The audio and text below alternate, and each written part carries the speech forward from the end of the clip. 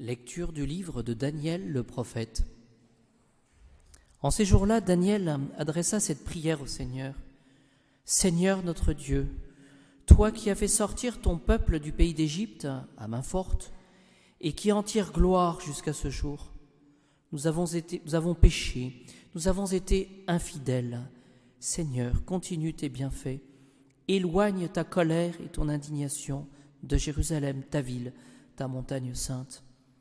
C'est à cause de nos péchés et des fautes de nos pères que Jérusalem et ton peuple sont méprisés pour tous ceux qui nous entourent. Maintenant, ô notre Dieu, écoute la prière de ton serviteur qui t'implore, et pour l'amour de toi, fais briller ton visage sur le sanctuaire que tu as ruiné.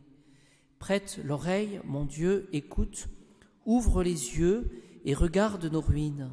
Et la ville sur laquelle on invoque ton nom, ce n'est pas à cause de nos mérites que nous te portons nos supplications, mais à cause de ta grande miséricorde. Écoute, Seigneur, Seigneur, pardonne, Seigneur, veille et agis.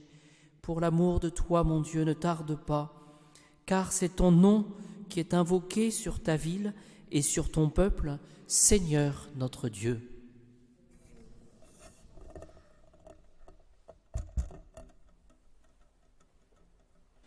Bien, chers amis, si parfois nous hésitons lorsqu'il s'agit de prier, nous l'entendons cela souvent, Seigneur, je ne sais pas comment vous parler. Si je n'ai pas envie de prier ou si je trouve que la prière est sèche, eh bien je vous invite à reprendre ce passage du livre de Daniel le prophète, parce que c'est une véritable prière que ce passage. Nous y voyons les sentiments de l'âme qui ne sait pas comment s'adresser au Seigneur parce qu'elle est pécheresse.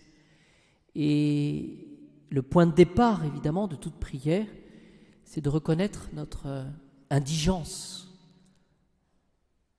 tous les manquements, toutes les faiblesses qui sont en nous.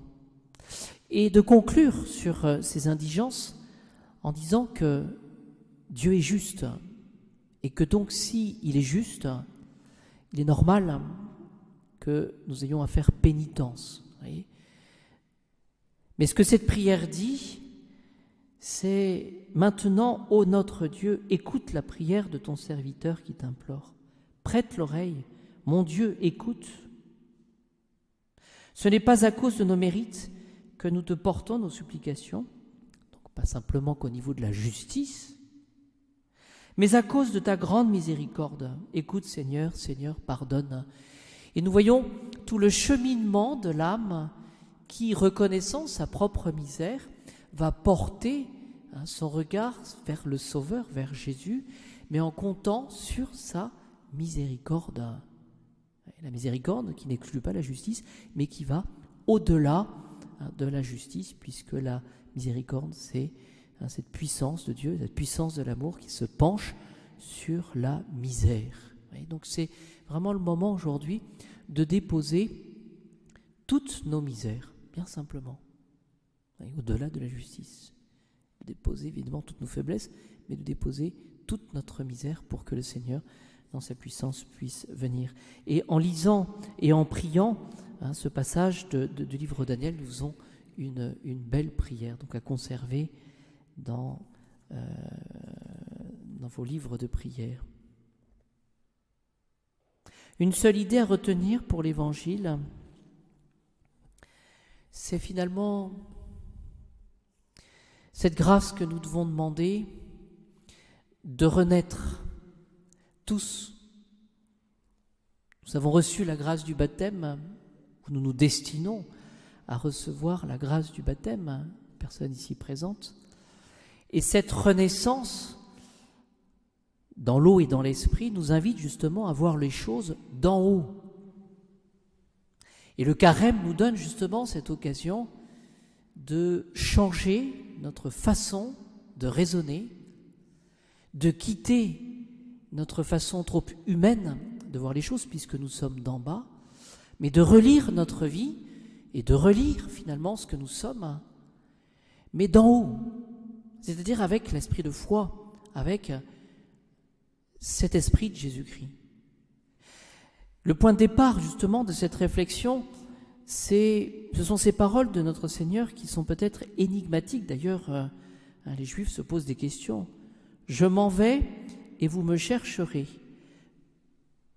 Et le verset suivant, « Mais vous mourrez dans votre péché. » C'est une drôle de façon de parler, ça, que cette façon de parler de Jésus Sauveur, si nous faisons une lecture, je dirais, littérale. « Je m'en vais et vous me chercherez. » C'est-à-dire que Jésus, finalement, annonce son départ vers le Père, il annonce sa passion, et puis finalement, quand on réfléchit, vous me chercherez, ben c'est normal, puisque Jésus est le chemin, la voie et la vérité.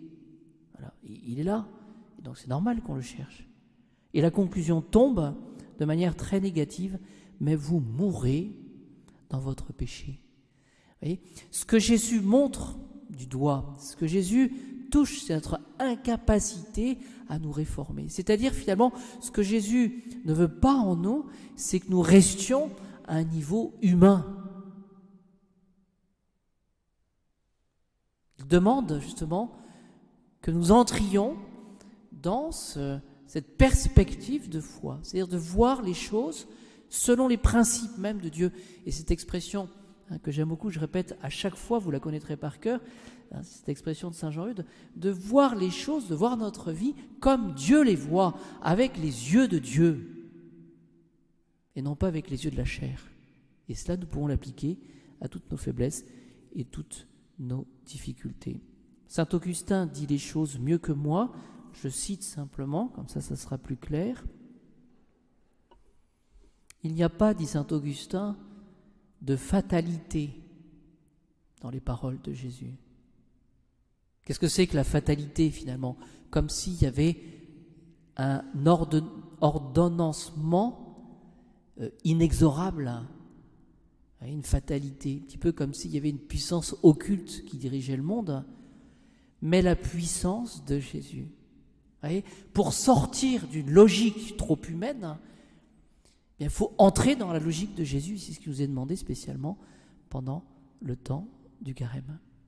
Et saint Augustin dit que finalement, cet évangile dénonce le problème de ceux qui persévèrent dans leur incrédulité, dans ceux finalement qui ne croient pas ou qui ne veulent pas croire.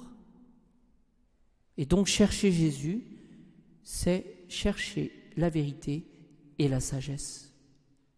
Et chercher la vérité et la sagesse, c'est difficile. Pourquoi cela? Parce que ça demande à sortir de nous-mêmes. Et je vous donne l'exemple, je crois que ça nous a tous touchés cela, de la susceptibilité. Quand quelqu'un nous dit la vérité, eh bien cette vérité, elle est terrible parfois. Et c'est pour cela que nous sommes susceptibles. Parce qu'on ne veut pas retenir cette liberté ou cette vérité, ou que cette vérité vienne de telles personnes qui osent vous dire en face les choses. C'est le problème de tous ceux qui ne cherchent pas finalement à travailler pour le bien et pour le salut.